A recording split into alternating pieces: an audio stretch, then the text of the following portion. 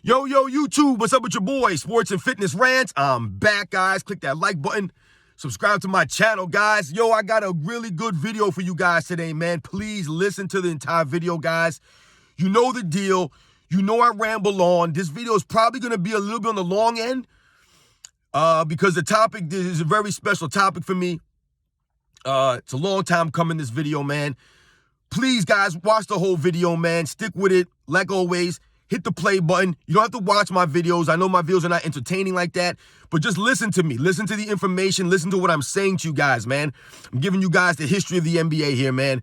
And today, in this video, we are going to talk about when did Michael Jordan become the greatest of all time, right? When did he actually become the greatest of all time? We're going to talk about that. So, when we think about Michael Jordan being the greatest of all time, when I say that, obviously, guys, this is my opinion that I believe he's the greatest of all time. However, most people agree with me, and most people say that they believe Michael Jordan is the greatest basketball player of all time, right? That's what most people say. If you had to take a vote, I would say about 70% of the people would probably take Michael Jordan over anybody else. So when we think about that aspect, Michael Jordan being considered the greatest of all time by many, many people, we have to think about when did Michael Jordan become the greatest of all time. But to think about the when is going to be tough, right? That's a loaded question because it could mean different things for different people, right? Maybe you thought Michael Jordan was the greatest of all time, after the first three-peat. Maybe that's how you felt. Maybe you heard people say that Michael Jordan was the greatest of all time, after his first championship, whatever it is. It's your opinion, right? It's our opinion on when we believe he became the greatest of all time. It's at different points in time for different people. I'm going to give you guys my perspective on this, though, all right? I'm going to give you the Sports and Fitness Rants perspective on when Michael Jordan became the greatest of all time.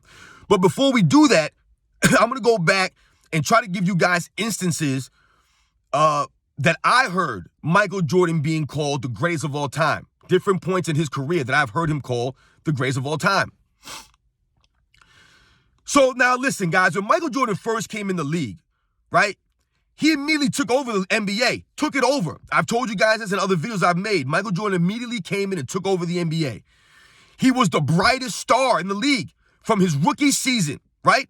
Michael Air Jordan. I've told you guys, we've forgotten about the Air. We've forgotten about Michael Air Jordan. That's who took over the NBA, Michael Air Jordan, not fadeaway Jordan. It was the Air, the aerial assault, the creativity. I keep saying the same things, guys. I know you hear me say this in my videos. The creativity, the beauty of his game, poetry in motion, Bob Costas would always say. That's what really, people were enamored with. Like I said, man, selling out arenas wherever he went, man. Michael Jordan was the hottest ticket in the NBA from his rookie season, man, right? Because we had never seen anything like that. Like I've told you guys in the past, the closest thing that we had seen was maybe a Dr. J, but even Dr. J did not have that kind of style and creativity of a Michael Jordan. He just didn't, guys. Yes, Dr. J was very beautiful and creative, absolutely. But he wasn't on Michael Jordan's level, guys. He just wasn't. And when we think about that, that leads me into saying that Michael Jordan, by many, was considered the greatest of all time before he even came into the NBA. And how can we say that? Or how can I say that if we think about someone like a Bobby Knight, right, who coached Michael Jordan in the 1984 Olympic team? Bobby Knight, if you guys remember, famously told the Portland Trail Blazers to draft Michael Jordan and play him at center. Right, because they were talking about they're going to draft, a center. They didn't need a shooting guard, and they had Clyde Drexler and blah, blah, blah. And Bobby Knight said, whoa, trust me, draft Michael Jordan, play him at center. If that's what you need in center, put him at center. Just draft this man. And Bobby Knight at that point said, Michael Jordan was the greatest basketball player I've ever seen play. When you think about the combination of the skills, the athleticism, the mind, the work ethic, all of those things combined, the creativity, all that. He thought Michael Jordan was the greatest basketball player ever seen. Michael Jordan never played a single minute in the NBA. Not a single minute in the NBA, and Bobby Knight, a legendary coach, is already calling Michael Jordan the greatest basketball player he had ever seen. This man has coached college basketball for years and years. He's a legendary coach. He's been around all kinds of players, has seen all kinds of players, and he called Michael Jordan the greatest before he even played in the NBA. So we think about that one aspect. You can say that Michael Jordan was the greatest player of all time before he even played in the NBA. That's how, original and that's how authentic his game was. No one had ever seen anything like that. We just didn't. So people were like, wow, it's the greatest player of all time. So we think about that, Bobby Knight and others. I've heard, guys like I think Roy Williams, the coach, the college coach also say similar things about Michael Jordan when he went to go recruit him for North Carolina. And he was talking about how I think I just saw the greatest 6 foot, 4 inch, senior or something like that in high school ever. Like they were saying all these things about Michael Jordan. So now listen, was Michael Jordan the greatest player of all time before he played in the NBA? You really, I guess you can't really say that. I believe that Bobby Knight's talking from the potential aspect, just from everything that he witnessed in practices and things like that on a day-to-day basis. I think he was basing off of that. Would he have known what Michael Jordan would become? I don't think he even knew the heights that Michael Jordan would reach. I don't think anybody could predict that level of success from Michael Jordan, for anybody. When you think about Michael Jordan's career, Michael Jordan's career is a storybook ending, storybook beginning career. It just is. No one's career is that beautiful and that perfect. But Michael Jordan had the storybook career. Right? If you had to make a career or predict somebody's career, but this is how I want my career to go. Michael Jordan is who you would pick to emulate that career, that kind of career, whatever the sport is. So, these people felt that way off of the potential, I believe, to be the greatest of all time. Was he the greatest of all time in 1984? No, he was not. So then Michael Jordan comes into the NBA, like I said, and he takes over the league. He's the hottest ticket. He's the brightest star. Yeah, you had Magic, you had Bird, Dr. J was still in the league at that time. You had all-time greats. You had Kareem there. You had all-time greats still in the league. And then you had the up-and-comers. You had the Dominique Wilkins guys there, right? You know what I'm saying? You had the Charles Barkleys and the Karl Malones that came in around the same time as Jordan. You had the Clyde Drexlers. You know what I'm saying? You had these guys, the Hakeem Olajuwons. You had a lot of talent in those mid to late 80s NBA. A lot of great, great players. So when you think about that, Michael Jordan coming into the league and being the brightest star, he was not the greatest player of all time. Now, I've also heard people say that by 1989, Michael Jordan was the greatest player of all time. Many, many people said that. Many broadcasters, many reporters, people in the newspapers, they were saying that Michael Jordan was the greatest player of all time already. The man had never even won a championship, had never even been to an NBA Finals. But people were calling Michael Jordan the greatest basketball player of all time because, once again, guys, Michael Jordan was doing things that we had never seen a 6'6" shooting guard do. Michael Jordan was doing things that only Wilt Chamberlain had done. These are the kind of offensive numbers that Michael Jordan was putting up those first 2, 3, 4 years in the league. He was breaking the NBA. He was. And when we think about Wilt Chamberlain was 7'1", 300 pounds. He was a monster, an amazing athlete. Michael Jordan didn't have the size dominance on a lot of these people, and he dominated a big man era. Right? When Michael Jordan came in the league, you guys know the NBA assumed you had to have a premier big man to be competitive, to win. You had to have a premier big man. You had to have a Kareem, a Hakeem Olajuwon. You needed those kinds of players. A Moses Malone. Right? You needed like a Robert Parrish, a Kevin McHale. You needed big guys down low. You needed a Bill Walton. You needed a big man. You go through the history of the league, the Bill Russells, the Wilt Chamberlains. It was big men. Bob Pettit's, George Mikins. Right? The history of the NBA was dominated by big men. So when we think about that, Michael Jordan comes in as a skinny shooting guard and takes over the league. And all of a sudden, people are like, how is this man doing this? How is he averaging this many points, playing elite level defense, carrying this team that had zero talent on it, and making them competitive? And it wasn't just that. Like I told you, the large part had to do with the beauty of Michael Jordan's game. If Michael Jordan's game wasn't such poetry in motion, if it wasn't so beautiful, if it wasn't, if he didn't demonstrate such artistry on the court, I don't think that Michael Jordan would have been box office or the brightest star the way that he was. Maybe people would have flocked to guys like Charles Barkley or Hakeem Olajuwon at that time, or maybe even a Clyde Drexler, maybe even a Dominique Wilkins, right? But the thing was, Michael Jordan was different than all of those guys, even though those guys were great in their own ways and their games were beautiful in their own way. They did not compare to Michael Jordan. He was just on another level, guys. I mean, listen, watch the film.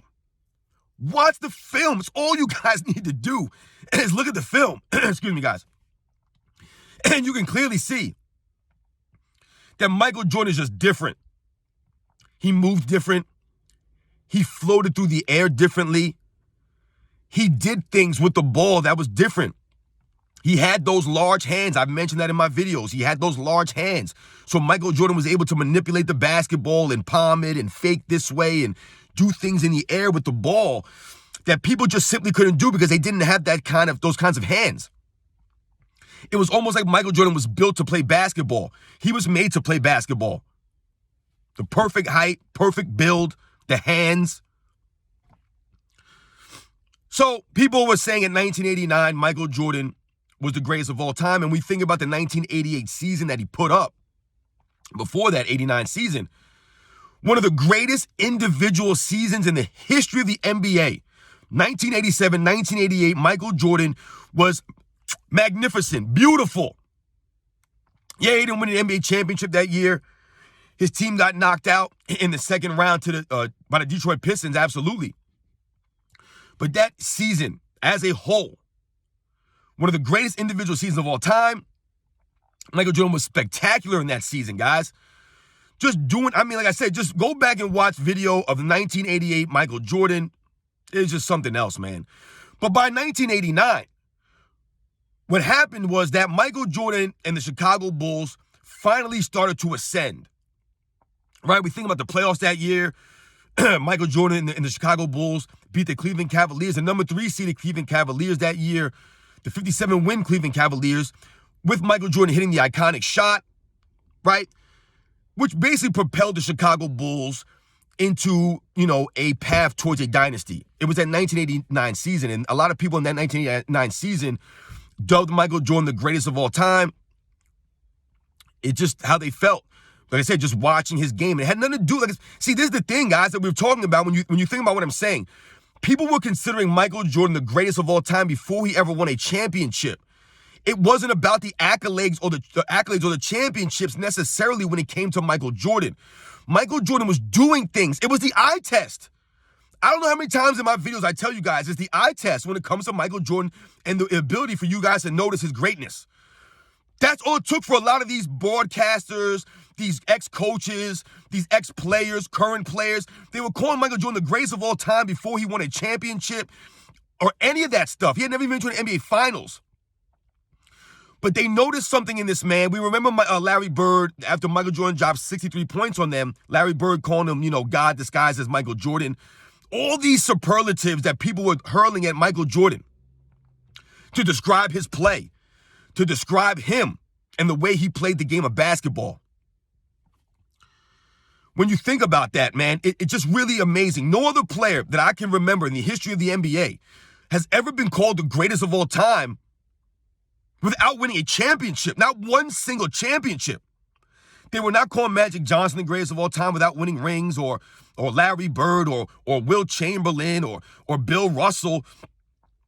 None of these guys. It was the championships that put them in that conversation as the greatest of all times. But with Michael Jordan, it wasn't like that. So 1989. So now, do I personally believe that, excuse me, guys, Michael Jordan was the greatest of all time in 1989? No, I do not believe that. I do not believe he was the greatest of all time in 1989. At that point, you could argue Bill Russell, Will Chamberlain, Kareem Abdul-Jabbar. You could argue those guys were the greatest of all times. A Magic Johnson, even maybe a Larry Bird at that point. You can argue that they were the greatest players of all time. A Dr. J. These kinds of players, Jerry West, someone like those guys. you can argue with the greatest of all times at that point in 1989. I would not say Michael Jordan was above any of those players at that one particular time. So let's think about 1991, right? The Bulls make their first NBA Finals. They finally get past the Detroit Pistons, and Michael Jordan wins his second MVP. But heading into that series, right? Heading into that series against the Lakers, the Bulls were not the favorite. There were a lot of people picking the Lakers to win. They had the experience over the Bulls. It was the Bulls' first trip to the finals. People thought Magic Johnson, James Worthy, Byron Scott, Sam Perkins, Vlade Divac, AC Green. These guys were just going to be too much. They had the experience. They were going to be too much in crunch time. They were going to beat the Bulls. That was the feel going in, guys. I'm just telling you that's what the feel was. And we all know what happened. The Bulls would beat the Lakers in 5 games. Michael Jordan would have one of the most legendary finals performances of all time, averaging a double-double, 31 points, I believe, and like 11 assists. I mean, just amazing numbers. Hitting crunch shots in that game 3 when Pippen fouled out. I mean, Michael Jordan was simply amazing. After that finals, there were people calling Michael Jordan the greatest of all time. They were. I remember, guys, watching the 1992 playoffs. I believe it was the first round against the Miami Heat. The Chicago Bulls were playing the Miami Heat in the first round in 1992. And I believe Dick Versace and I can't remember who the other announcer was. They were calling the game, and Dick Versace, who used to coach in the NBA, called Michael Jordan the greatest player of all time. On that broadcast, I believe it was game 1. He called Michael Jordan the greatest player of all time. This was 1992, guys. Michael Jordan had only won 1 championship at the time, and Dick Versace called Michael Jordan the greatest player of all time. Was Michael Jordan the greatest player of all time in 1992, guys? I don't know, but I think it's getting close to that argument. I would say he's in the top 10, probably the top 5 at that point in 1992. I could say he's top 5 of all time. They would go on to win his second title, right? Back-to-backs. And then in 93, they would go on to win a 3-peat, right? They'd win 3 in a row. Michael Jordan would retire. Now, when Michael Jordan retired in 1993, most people considered him, after that 3-peat, the greatest of all time. Most people did, or a lot of people did, guys. Maybe not most, but a lot of people did. They considered him the greatest of all time after the 3-peat in 93, and he retired or whatever. And Michael Jordan himself, he felt like he had nothing else left to prove. That was part of it. We know there was a lot of things going on at that time, guys, but part of it was Michael Jordan felt that he had no challenges left, right? He won 3 in a row because we all know that he was chasing Magic Johnson and Larry Bird. He was. Now, did he have more championships than Magic Johnson after 93 retirement? No, he had Magic Johnson had 5. He only had 3 at the time. But like he said in his post-game press conference after that championship, he did something that Larry Bird, Magic Johnson, and Isaiah Thomas never did. He won 3 in a row. They never accomplished that. So he thought that put him right there with them in the same conversation. He felt like that. So he retired. Do I think that Michael Jordan was the greatest basketball player of all time in 1993? If I had to be objective about it, you can make that argument. You can make that argument, guys. I'm not talking about numbers or anything in this video, guys. I'm just talking about the feel. How people felt, how society felt about Michael Jordan at certain parts in time of his career. It has nothing to do with the numbers or the accolades or anything like that, right? It was about what we saw Michael Jordan do in the basketball court. I keep telling you guys, it's the eye test, man. It's the eye test, guys. That's what it came down to for a lot of people as it pertains to Michael Jordan and the feeling that they got watching Michael Jordan play basketball. A lot of it had to do with the beauty of his game. Like I've often said, he brought the casual fan to the NBA. Now, when we think about 1993, I skipped over the Dream Team of 92. And I believe that the Dream Team of 92 cemented Michael Jordan as a global icon, the most famous athlete in the history of sports. And the 3-peat kind of just, like I said, cemented that legacy. I believe that, yes, he was absolutely the most famous basketball player of all time, the most popular basketball player of all time at that point. Absolutely, you can say that.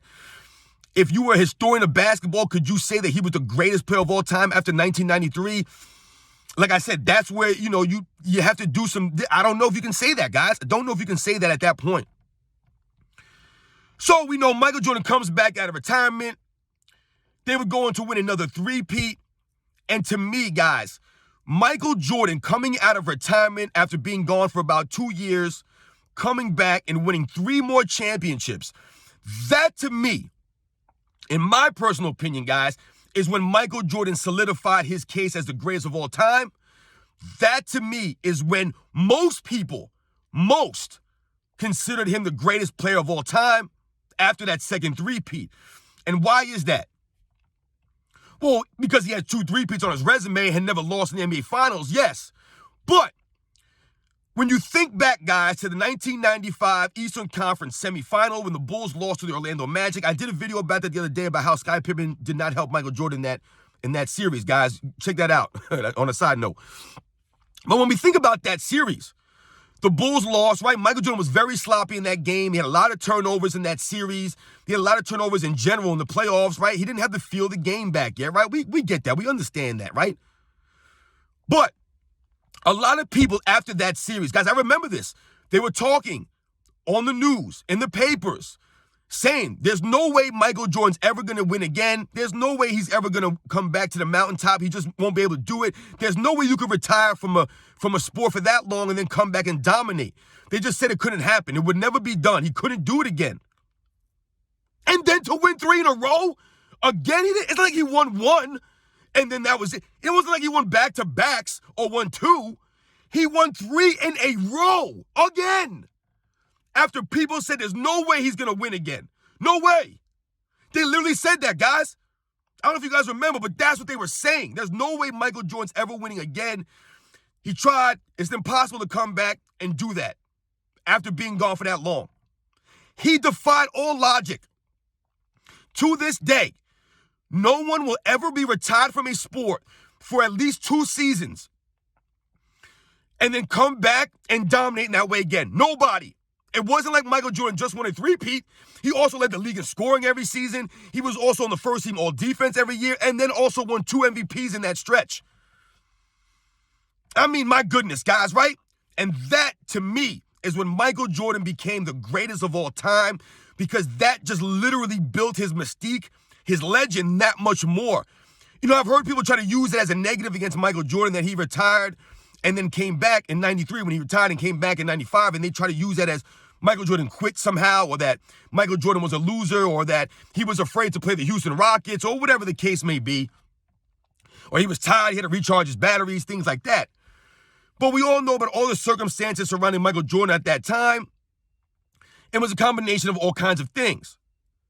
But to me, that enhanced his greatness. It enhanced his legacy. Like I said, that to me is what made him the greatest player of all time. For him to be able to do that and then come back and still be able to do all those things that he did was simply amazing. And think about the ages he was. Michael Jordan was 33, 34, and 35 years old in that second three-peat. This was not like it was 27, 28, and 29-year-old Michael Jordan or 30, 31, and 32-year-old Michael Jordan. This was Michael Jordan in his mid-30s doing that on both ends of the court.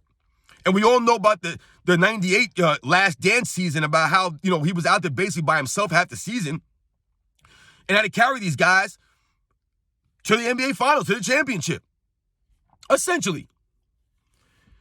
So I think that's when Michael Jordan became the greatest of all time, guys. I don't know how you guys feel about the timeline that I talked about and how certain things were said about Michael Jordan in certain parts of his career. I've told you there were people like Bobby Knight who thought Michael Jordan was the greatest of all time before he even played basketball.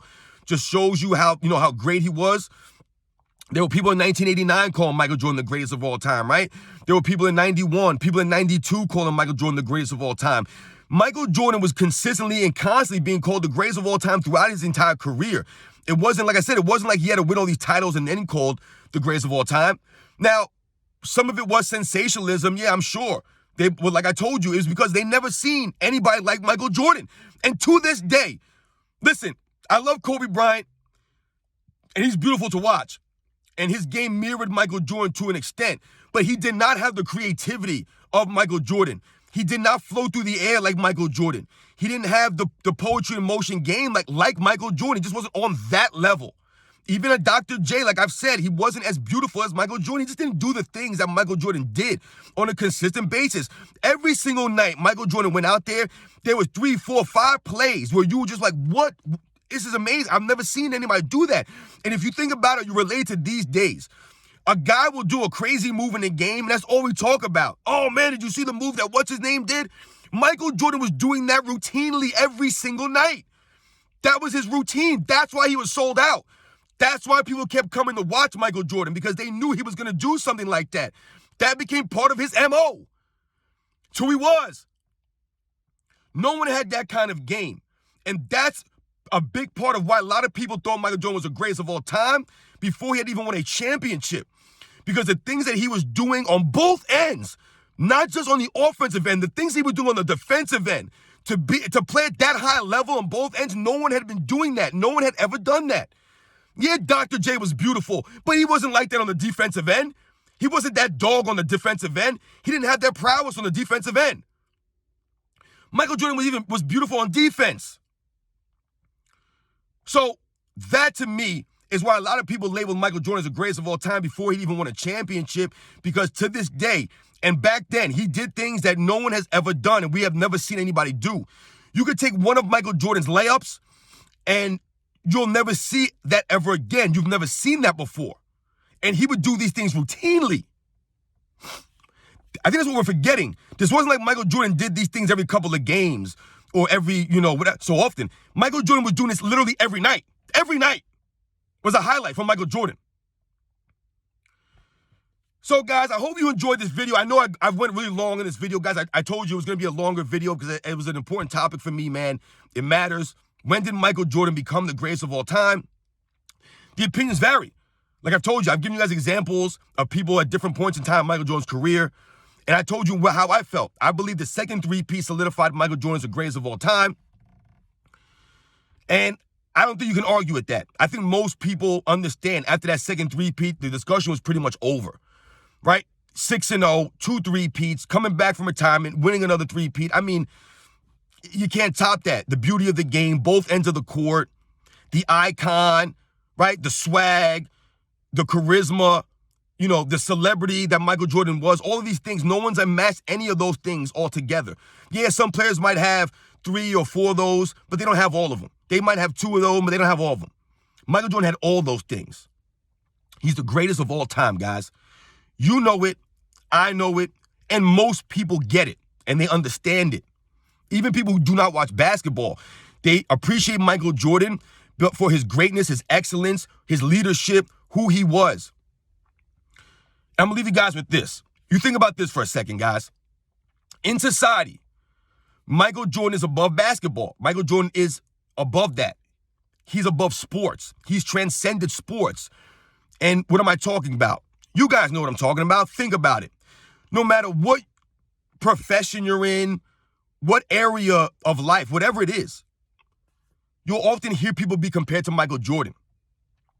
I often tell the same story, guys. I was watching a news broadcast one time, right?